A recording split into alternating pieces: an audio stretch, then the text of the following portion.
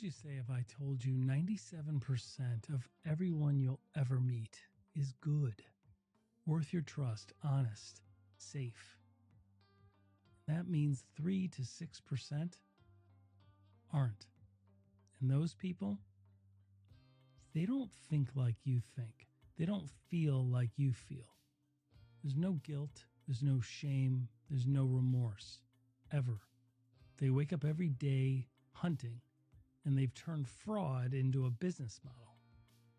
Robert Siciliano has been studying predators for 30 years. He got mugged at age 12, learned about rape and sex in the same conversation, and has built a career reverse engineering how the lion hunts the gazelle. But today he's going to explain why your brain is wired to trust people, the wrong people.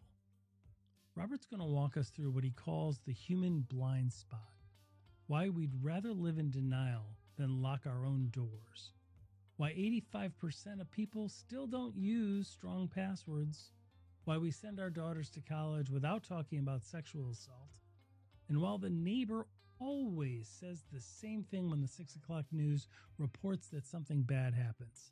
I never thought it could happen here. So when Robert explains how 95% of his audiences still don't use different passwords, don't freeze their credit, and default into saying the clueless statement like, I don't want to live in fear, I believe him. Because denial isn't a bug. It's a feature. And organized crime knows exactly how to exploit it. This is Cybercrime Junkies. And now the show.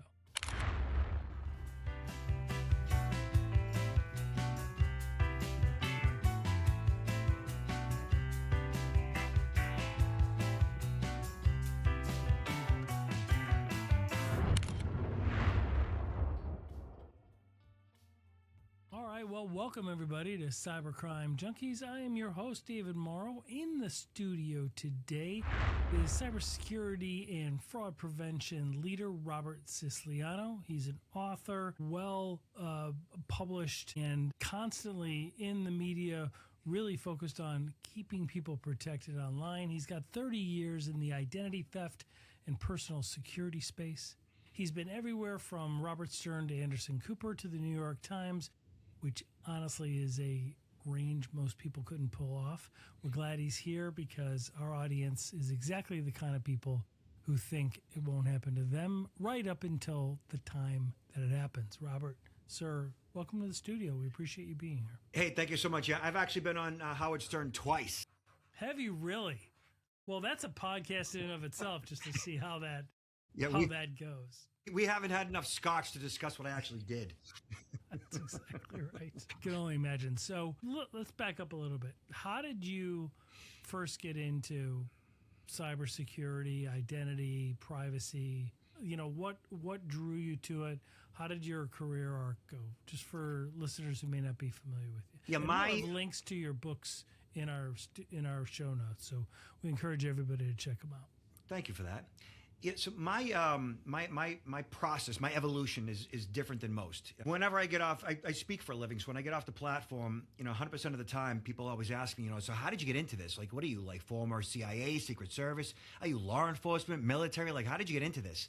And I tell them, I'm literally from the streets of Boston. Like, that's where I got my chops. And for me, early on, I mean, we're going back in the day, I was 12 years old. Back then, my dad let us get in the train and head into downtown Boston to do some shopping. It was my little brother's birthday.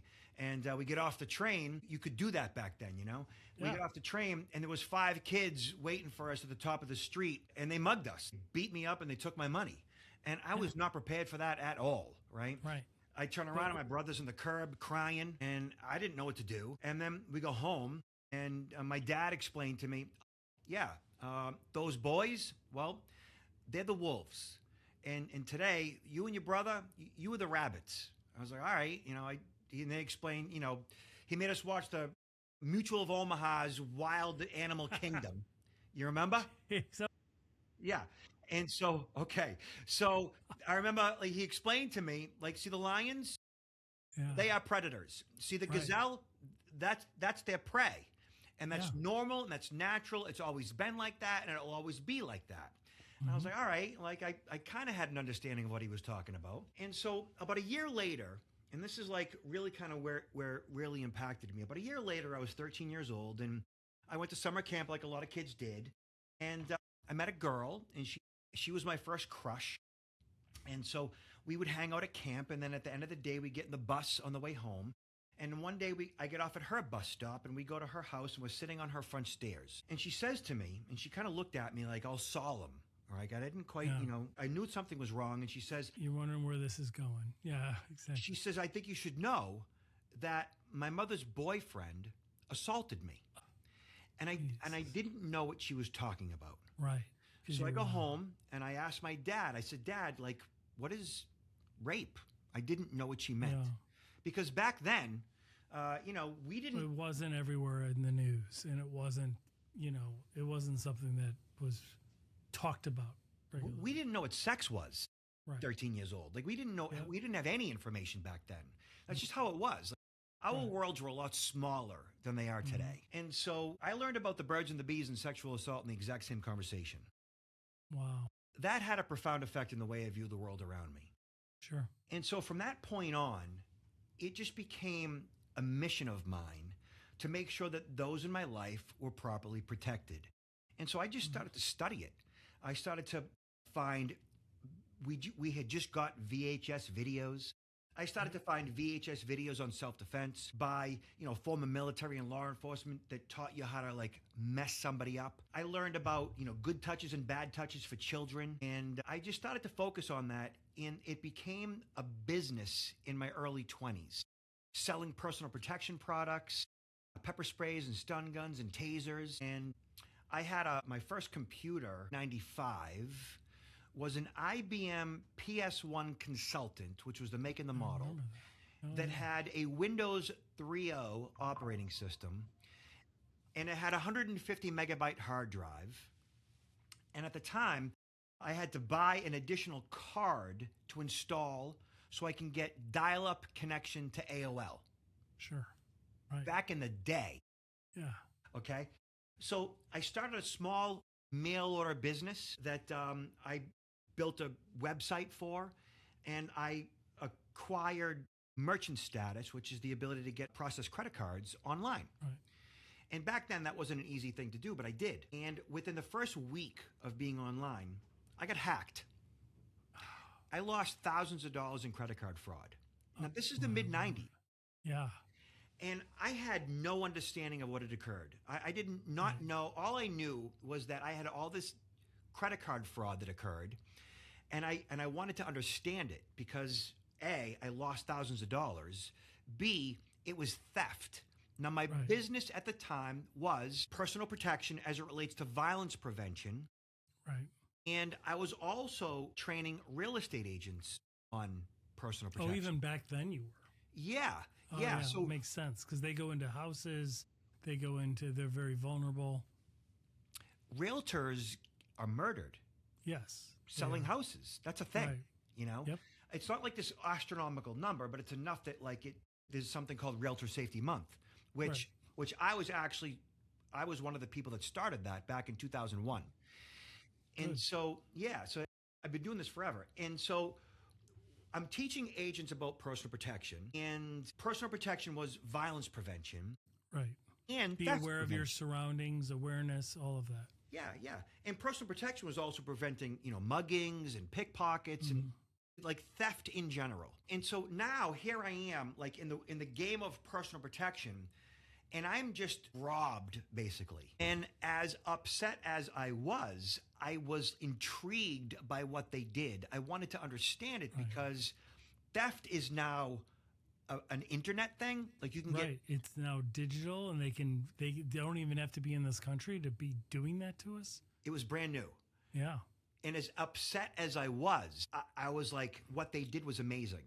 Like if they Right. can do that to me, Exactly. think about Think that. of what they could do to banks. Think of what they could do to real estate firms, right? Like you follow it, and it's very similar. I have I'm not interested in talking about me, but I mean, I had a crime victim background, like crime victim advocacy background, and then started to see cybercrime happening at scale. And that is very similar to what you're describing, meaning it was horrible, but I was fascinated by it because I'm like, oh my God, this is very powerful what they're doing.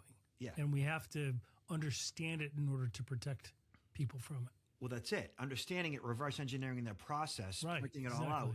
That's how we learn. Oh, that's how I teach. And so by the late 90s, identity theft, your social security number ending up in the hands of criminals started to become a real thing. It wasn't even a law up until 1998. There wasn't a law saying it was illegal up until 1998. Isn't that ridiculous?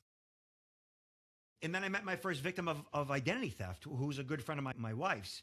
And I started to write about it and speak about it along with, teaching personal protection. And, by the early 2000s, .com boom, .com bust and so forth, data security wasn't really much of a focus, but John McAfee and others had created antivirus and it started to become a thing. And then 9/11 hit. And so what I was doing in the world of personal protection, I'd already written a book actually by that time. I had already done a bunch of TV shows and talk shows and morning shows. I did Montel Williams back in the day and again, Howard Stern and Sally Jesse Raphael and, Gordon Elliott, which was a show back then. Yeah. And so when I was speaking to this issue after 9/11, what I had to say began to resonate in a different way. Exactly. And so I saw how, and you might remember this, ChoicePoint was an information broker. And they're no longer in business, I don't believe. And they were a company that sold information about you and I. And you could sign up for ChoicePoint and buy records. And it was easier back then. And what happened was ChoicePoint had a breach. And their breach was such that essentially, I think it was Nigerians had signed up. And when I say breach, they basically walked in through the front door. They signed up and they got thousands of social security numbers and stole thousands and thousands of identities. Getting their social security number, opening up credit cards and so forth. And back then, California was the only state in the nation that had a data breach notification law. California's always been on the forefront of this. Correct. They have been. And so California was the only state that ChoicePoint was required to disclose, to admit that they had been involved in a breach to the residents of California. Right. And then other attorneys general caught on and said, okay, well, our residents were compromised too. Why didn't you let us know? And ChoicePoint's like, well, because we weren't required to. Right.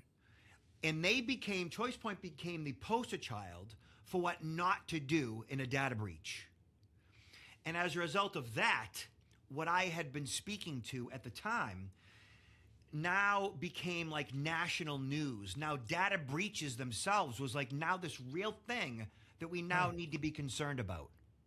Yeah. And that was early 2000s. Yeah, exactly. Yeah, and then it got followed by some big names that started to get hit. And all of a sudden it started to make news. Not as much as it does today, but they were big names back then that were getting hit. And then all of a sudden it just escalated. Yeah. So for me, critical mass all kind of came together, and what I was doing now all meant something and mattered. And then companies like McAfee started calling me and saying, hey, you want to work with us? And I became a brand ambassador for McAfee and Intel, and I did that for quite some time. It's interesting, and you'll I'm sure agree, what's changed over the past 30 years is that criminal hackers are, I guess, as they say, sophisticated, but really what they are is organized. Correct. I mean, it's more about organized crime than anything else. I mean, there are layers now.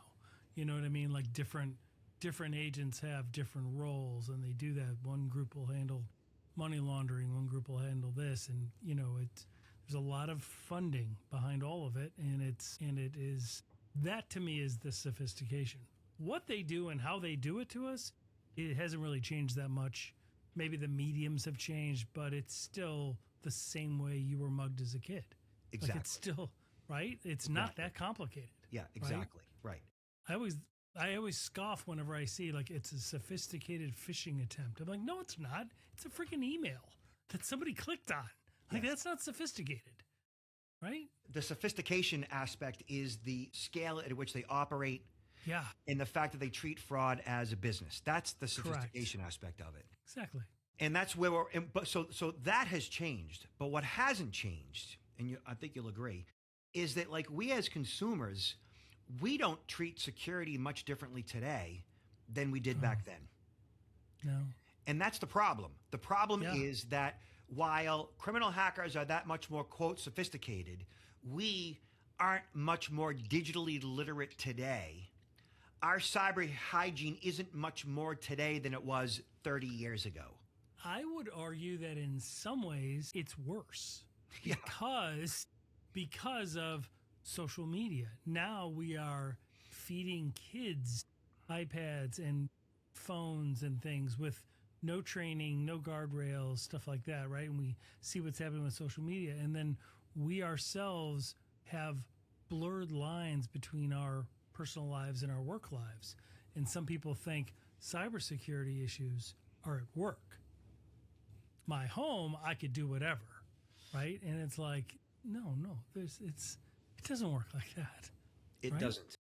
Right. And that is actually the bridge that I'm trying to bring together is people's personal digital security Yeah. and their work security, that it is in the end kind of like the same thing. That once Yeah. you recognize risk in your personal life, you're Right. going to do a much better job in your professional life at protecting the data in which you are entrusted with. And there's so much that goes on with all of that. And that's essentially what I speak to today. So let me ask you a couple things just to confirm things I believe. I just always want to make sure I'm giving the right advice. Americans in general, they should freeze their credit, right? Oh, yeah. Okay. So the credit freeze has been around since February of 2008. Yes. I froze it the week it became The available. week after. Yeah. I think I was a few months after you, and that Yeah. was it. Yeah. It's the Exactly best tool that consumers have available to them right now to basically inoculate yourself. It's a vaccine Right. for your identity. Yep. You know, your social security number is out there. We've got viruses all around us all the time, right? And so the credit freeze locks down your social security number in such a way that the lenders can't see your credit scores when they receive an application for credit. Right. And thereby basically, making you immune to various forms of new account fraud. Now, certainly your social can be used in other ways, but you become a tougher target once you have a credit freeze. And this is a relatively easy process. It used to be a small fee and it required you to send in paperwork. Today, it's all done online or in some cases over the phone. And it can be done generally in less than 10 minutes per bureau. And now you have control. So when you want to temporarily thaw your credit, which, usually I find as an adult in the game of, credit, I've had to probably thaw my credit on average every 2 to 3 years. Yeah, like you're getting a card, you're buying a car, you're doing something, like there's some reason why, and you just do it. I usually unlock it from my phone, they run the report, I put it back. It's super easy. The phone is the best thing because finally the apps for the 3 credit bureaus are functional. They haven't always been functional. And now they make it really easy for you to temporarily thaw your credit. I've just very recently, I bought the leased vehicle that I was driving, which required me to go to the dealership and sign in some paperwork. And I got a loan for it because, it's a write-off and stuff. Yep. And with my credit frozen, walked into the dealership, armed only with my phone, and sat down with the salesperson and temporarily thawed my credit at the 2 bureaus in which that they checked, my credit at, and applied for the loan on my phone in real time. Basically thawed my credit and got the loan probably in under 8 minutes. Right. And then refroze your credit. Yeah, And automatically. Right. Exactly. Yeah. Yeah, that's the way to do it. What about kids? What about people that have children or family members? You might have a brother who has a young child, stuff like that. They should freeze those children's credit, right? So freezing kids' credit hasn't always been around. It hasn't always been easy to do. It's a relatively recent thing, I'd say, and it could be wrong, but maybe within the past 5 to 7 years. Hmm. I think Maryland spearheaded that, the state. But still, the process isn't easy. The only way to freeze your kid's credit By mailing it in. is mailing it in. It's a Yeah. manual process. They don't want you freezing your kid's credit either. They don't want you freezing your credit either because Right. it's free. It's labor for them. But, Yep. frankly, screw them, to be honest with you. Exactly. Freeze your credit and freeze your kids' credit too. I will say, this is a plug, a company that I'm no longer affiliated with, but is really good. There's a company called Credit Parent out there, Mhm. and they will walk you through the process of freezing your kids' credit. The only ones that I know that do that, there's a fee involved there, but it does take the sting out of doing it on your own. Yep. But it's really important because some children get their identity stolen and they become of age and they're looking for student loans or cars or apartments, and they find out they have I've met them, like they find out they have a foreclosed condo in Nevada, or they find out they have medical bills and they're like, that's not our kid. But now you've got to go through all the identity issues, and it's just years of pain for this child that literally didn't do anything. It's a nightmare. I've met them too. Yeah. We've traveled the same paths. Terrible. Yeah. And if you don't do it today, they don't find out that their identity was stolen until they turn 18, Right. until they apply for loans for school, until they go to get an apartment or a credit card. And that's when they find out their identity was stolen when they were 12, Yeah, exactly. And in some unfortunate cases, it might be like estranged parents. And so Yeah. it's important that parents get a handle on their kids' credit right now. Be proactive with this, because going down the road, whether it's an estranged parent or a complete stranger, it can be a nightmare for that child. And I will recommend that prior to your child turning 18, parents who work on freezing your kids' credit now, prior to them turning 18, I would say thaw their credit within 6 months before they turn 18. Because Why is that? That's interesting. yeah, so I froze my kids' credit. Yeah, And I'm speaking me from too. experience. Yeah. Okay. And so it's freezing my kids' credit.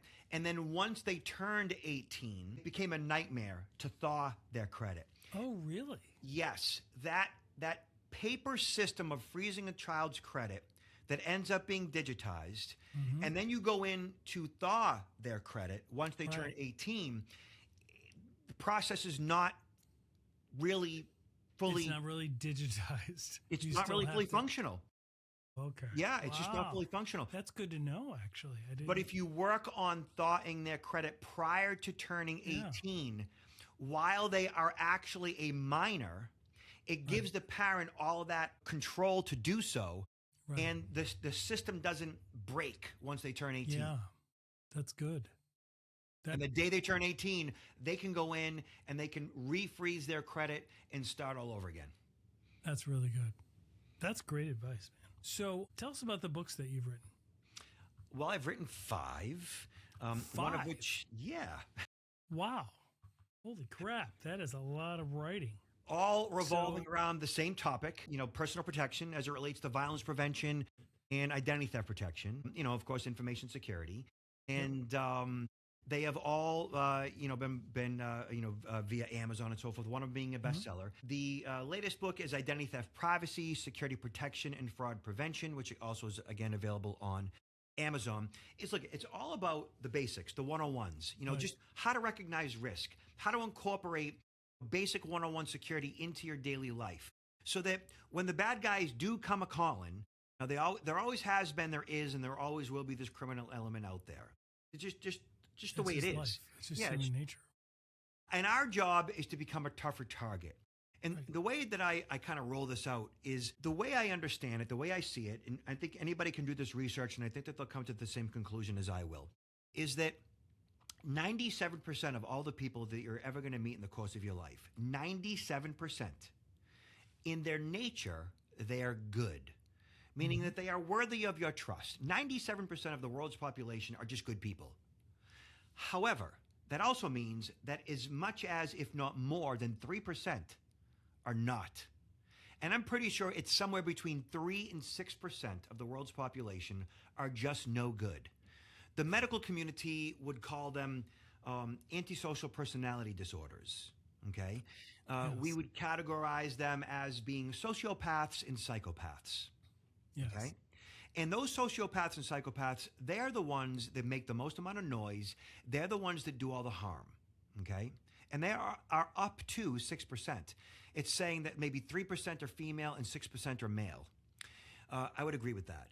That said, these are humans like you and I that don't experience like you and I. Empathy, sympathy, Guilt. They don't feel remorse. Guilt. Exactly. They literally have no shame. Right. True words. And so it's that element of society, of humanity, that are the true predators amongst us. And I know that like most people don't want to or think that they would ever be targeted by that percentage. But the reality of it is there always has been, there is, and there always will be the wolves and the lions. Yep. And the rest of us being the gazelles and the rabbits. Unlike the National Geographic, though, they don't friggin' look like lions. Like in the National Geographic, you're like, hey, gazelle, do you not see that lion, right? Like you can literally, like, you're looking right at the screen. Here, they're among us. Yeah. They look like us. Yeah. They are online with, legitimate looking personas. That's where the challenge comes. They're online. They're in person. Yep.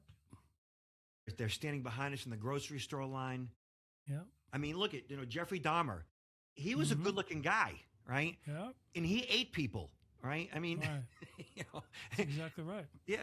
And today, if we look at the bad actors in the realm of cybercrime, they are organized criminals that function all over the world. Yep. And they're not just like, some criminal hacker in his mom's basement, drinking Red Bull.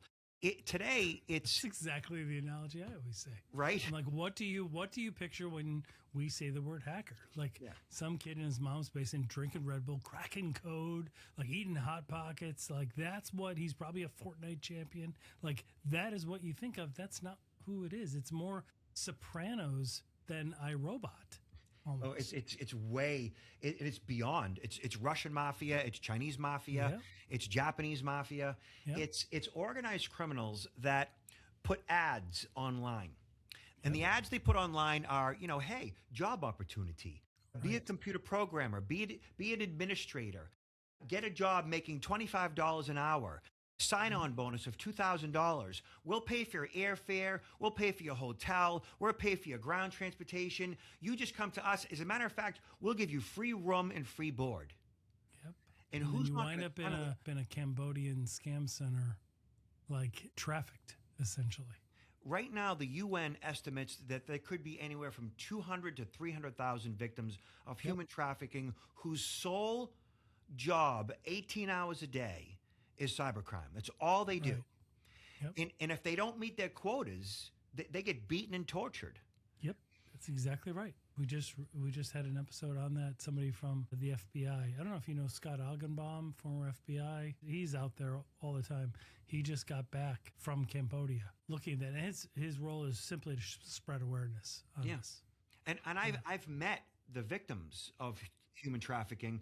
So when we get those wrong number text messages, right, that's who it's coming from. That's who's doing it. Right. It's the victims of the human trafficking that are orchestrating these text messages. And most people, they mark them as spam, they delete them. I respond to them. And I respond to really? all of them.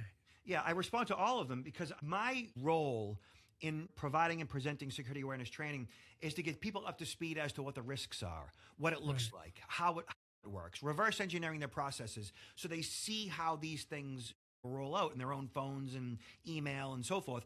And when I engage the scammer, you see the methodology, the modus operandi that they do. Exactly. Yeah. And within within a day, you're getting, pictures and they're saying nice things to you. And the whole process is about building a relationship. And what's interesting is it's not necessarily about romance. A lot of times it's romance, but that's really not the end goal. The end goal is trust. That's truly what it's about. So, for example, most people don't realize that as many as 25% of all humans on the planet right now who are breathing air, 25% of us wake up every day lonely. Mm-hmm. Okay? So again, 25% of us, our default is we wake up and throughout the day, we feel this sense of loneliness. Okay? And so with that, they say that the pain and the ache of loneliness, which is how it's referred to, is designed to get us as humans to gravitate towards other humans for the sole purpose of procreation, so that we would essentially, further the species. That's the whole point of loneliness. Right. Like they say the same thing like with hunger pains. We have hunger pains solely so that we would find food to nourish our bodies so that we could live another day. Like that's how we're designed. Our Right. bodies are such that we're mechanically engineered, however you want to explain it, in order to procreate to further the species. And hunger pains and the pains and ache of loneliness are designed to do just that. Well, the criminals understand this now. They understand that if we reach out to these people and they're lonely, that all we need to do is maintain contact with them throughout the day, weeks, months, and eventually we can persuade them to invest in cryptocurrency or whatever. Correct. Or whatever the play is. Whatever right? the play Yeah. is. Yeah. And it's not that complicated. So Right. when I engage the scammer, what happens is over the course of a day, text messages begin first thing in the morning. Good morning, dear. How did you sleep last night?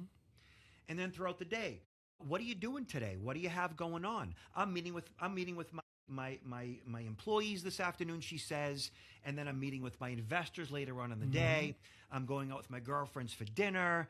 She sends me pictures throughout the day of her at yoga or her grocery cart, just what she bought for food, not even her just the food she's buying. So I can see that she's eating, organically, and she's eating a lot of vegetables, and she's eating avocados, and like just regular They build mundane. up the entire persona. They build up the entire persona. Yeah, and ultimately, like after a week, hey, let's meet on video on WhatsApp. Right. And I'm like, really? You want to meet like right now, like already? And then you meet them on video. And what do you Right. see? You see generally what is usually a young Asian or African female, from my perspective, what's happened to me, a young Asian or African female that has artificial intelligence face overlay Exactly. of often a white Russian model is the MO, right? And interestingly, from my experience, the voice is still that of a young Asian female with the Russian model's So face. they're not even deep faking the voice. They're They just using the image. Yeah. Yeah. It's as if they don't really need to, Right. Like once they get you on video, that's enough. Right. And then from that point on, they start talking about their gold investments and their cryptocurrency investments. And they're really good at what they do because, my online persona is Rick. I go by Slick Rick, and I'm a roofer, You're a roofer. Yeah. That's great. She's like, I know you work really hard, and so I've made 80% of my crypto investments. I can show you how. Right. And then what happens is she sends screenshots of her own phone and the 2 apps she wants me to download. Right.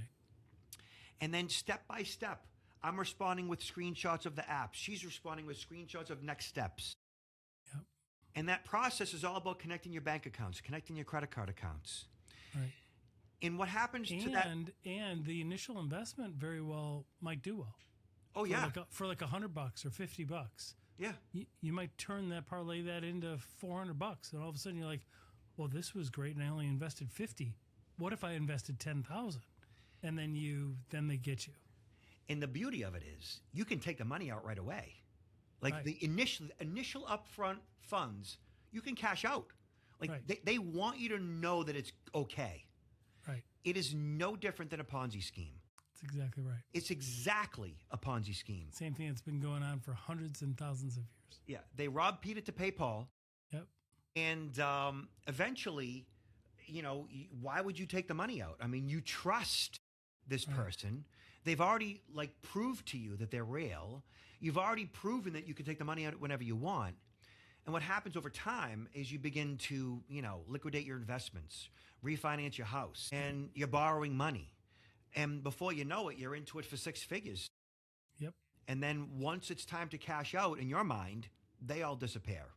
Yep. And that is entirely possible today due to the fact that we as humans, we just want to and need to trust by default. So over the past 30 plus years of doing what I do, I've come to the conclusion that trust being our default, we wake up every day and the people that we engage with, the people that we, come in contact with, as an interdependent species, we want to and need to trust that everybody we come in contact with has our best interest in mind, that they don't want to hurt us, to harm us, that they're generally like that 97%, they're just good people.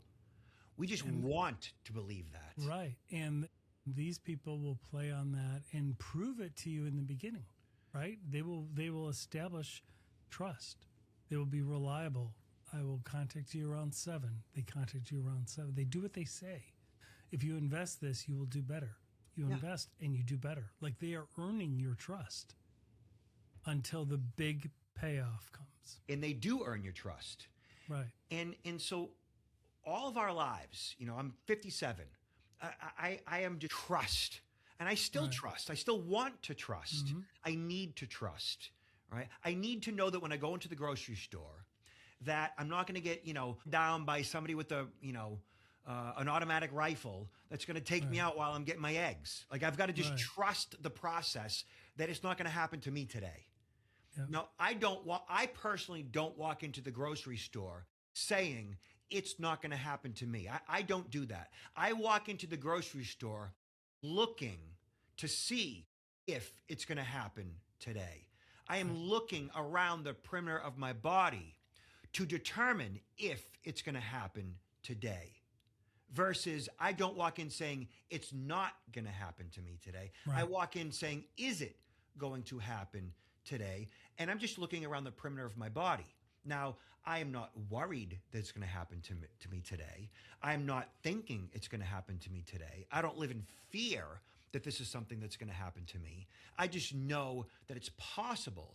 Therefore, I am looking for it so that in the event or the unlikely event that it does happen, I know what my next move's going to be. Right. Okay, so I proactively recognize risk as we all should be doing. But we don't do that as a human species because we fundamentally trust that it can't happen to me. We fundamentally think that it won't happen to me. We do nothing about it as a result. So what we have, which I've determined over the past 30 plus years, is that we suffer from what I call the human blind spot. So the human blind spot is our psychological instinct to trust what is familiar to us. It is that cognitive gap where biological trust, and that's what we have. We have this biological trust that overrides digital suspicion. And it leaves the door wide open for all kinds of fraud, including AI-enhanced deception. And so this human blind spot, it's not just that we trust by default. It leads to denial. So for example, when you're watching the 6 o'clock news, right? And something bad or something tragic happens in a neighborhood somewhere. Something bad happens to a family, whatever it might be, home invasion, whatever, right?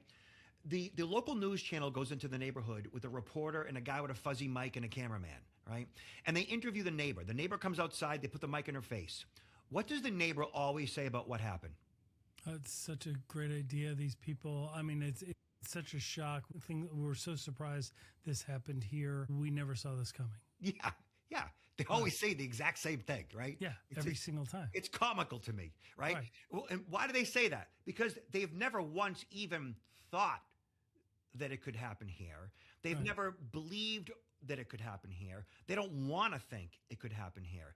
And because what they're truly doing is, like, in the presentations that I do, and I speak, 50, 60 times a year, I get in front of live audiences on a platform of, 100 people, 500 people. And I ask the audiences questions. And the questions I ask are like basic stuff. How many of you are using a different passcode across all your critical accounts? Right. If I get nobody 15% agrees. of the room, that's a lot. Yeah. Right. How many of you are using two-factor authentication across all your critical accounts? If I get 20%, that's a lot, right? And in that same line of questioning, I say, okay, so how many of you have a home security system? If I get 15, maybe 20% of the room to raise their hand, that's a lot. And it's never 20%. And I say, okay, so why don't you have a home security system? Okay. And they say, and I get all the same answers wherever I go in the country. Well, we don't have a home security system because we have insurance.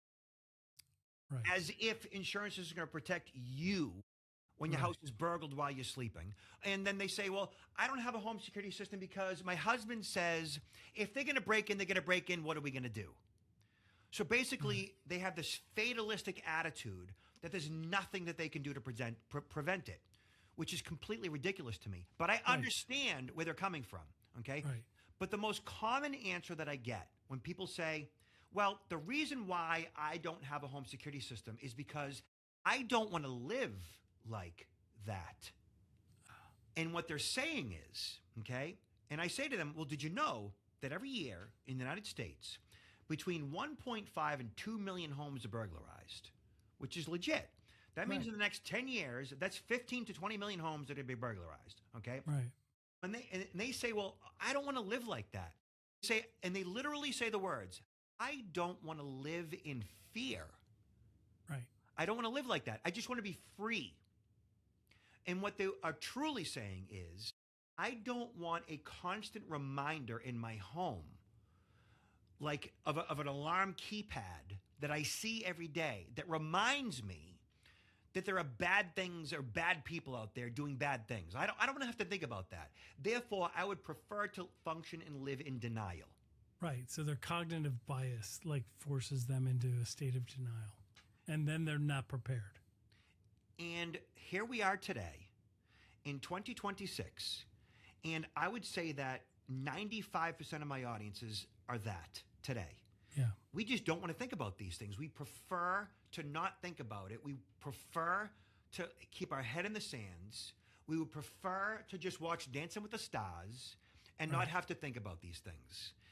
And that's truly why the bad guys are able to fleece somebody out of $500,000.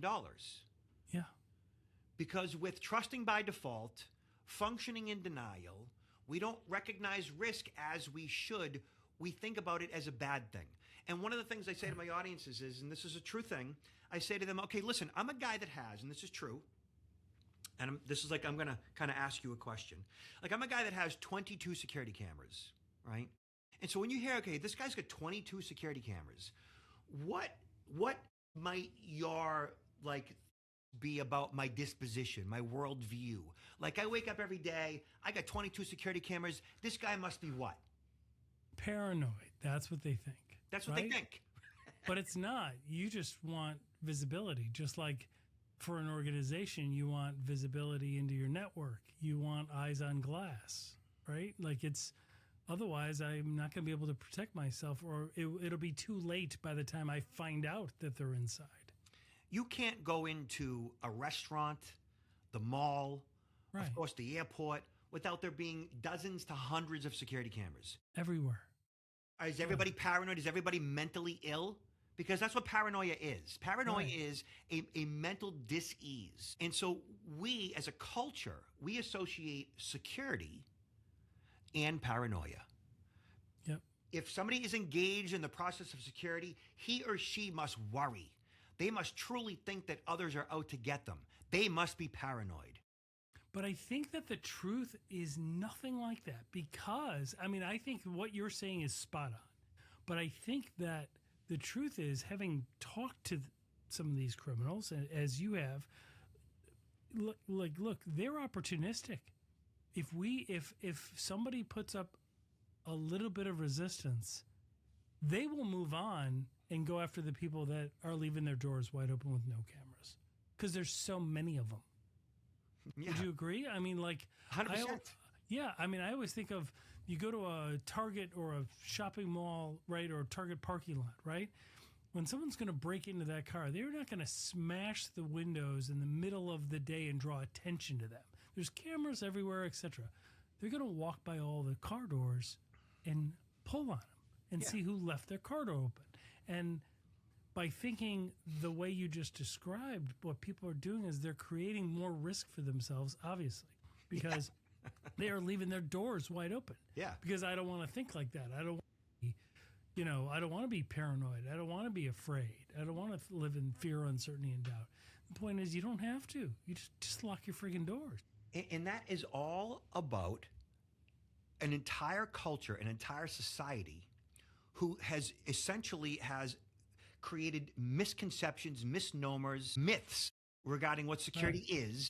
It's about worry and fear and paranoia, but it's not. It's about control. It's about managing risk. It's about putting your seatbelt on because you know it's the smart thing to do, because it gives you control over that vehicle. It keeps you tight in the seat so that you have control of the steering wheel, the gas, and the brakes, so that you don't end up in the passenger seat swerving, right? Right.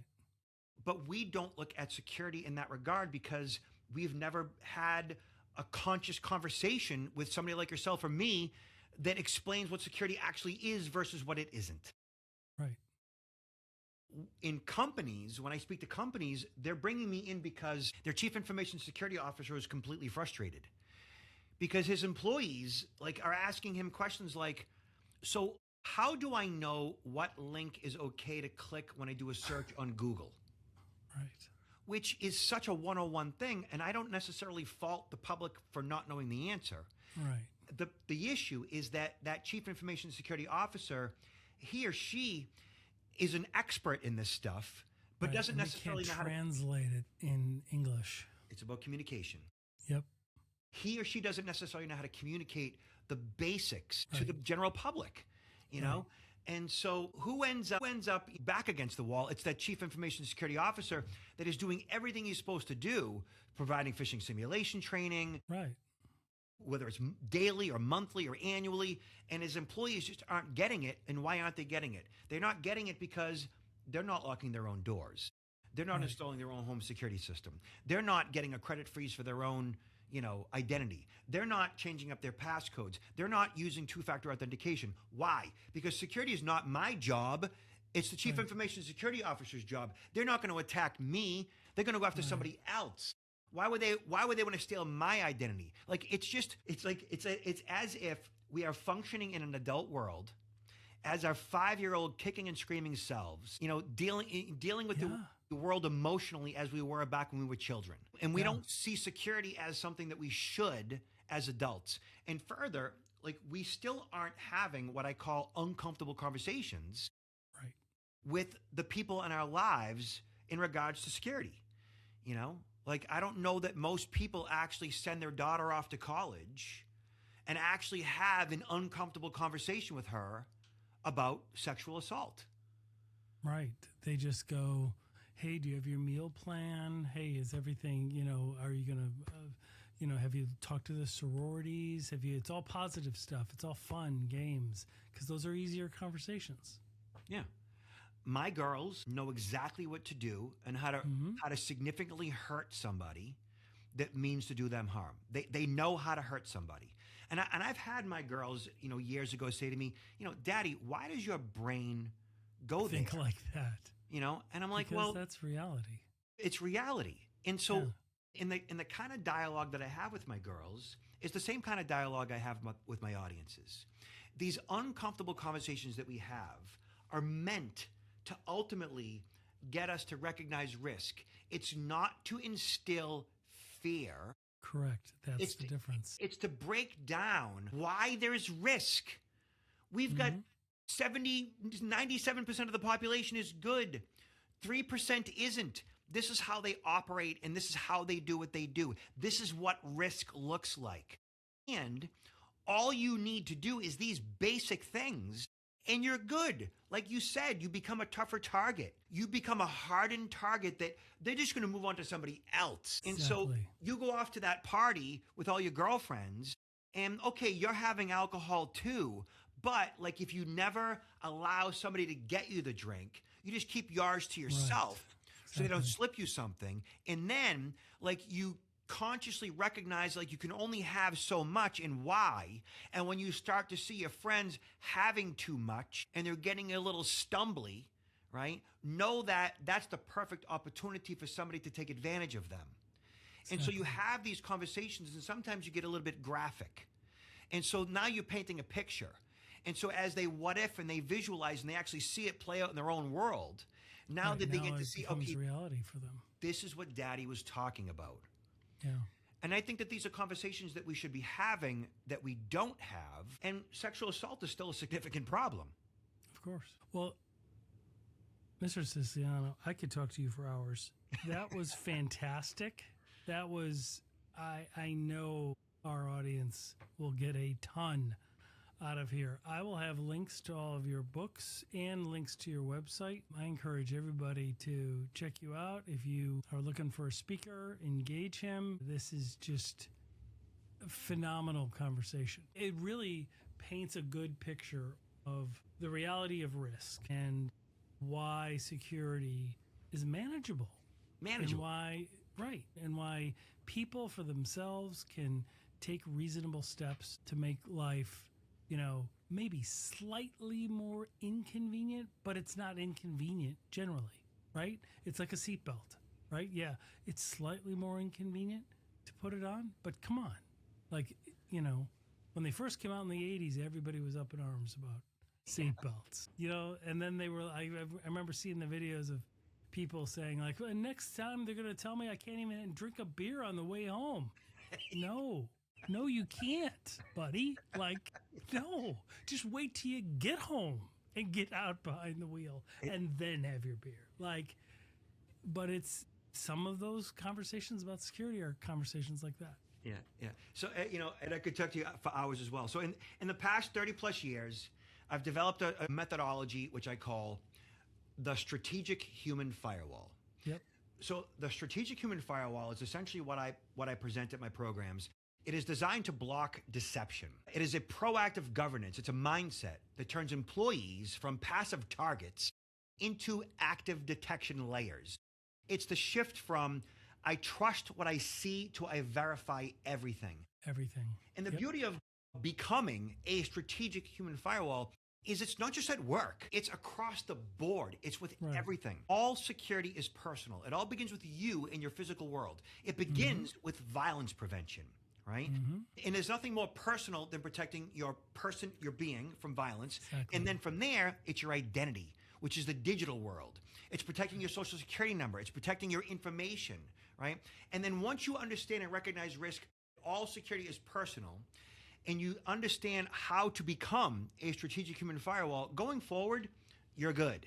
Like, you become a tougher target, both personally and for employees professionally. That's exactly right. Man, well done.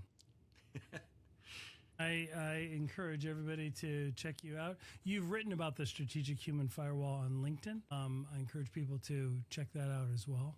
Thank you. And thanks so much for your time today. Hey, this is great. I love what you're doing. Thank you so much. All right, man. Thanks.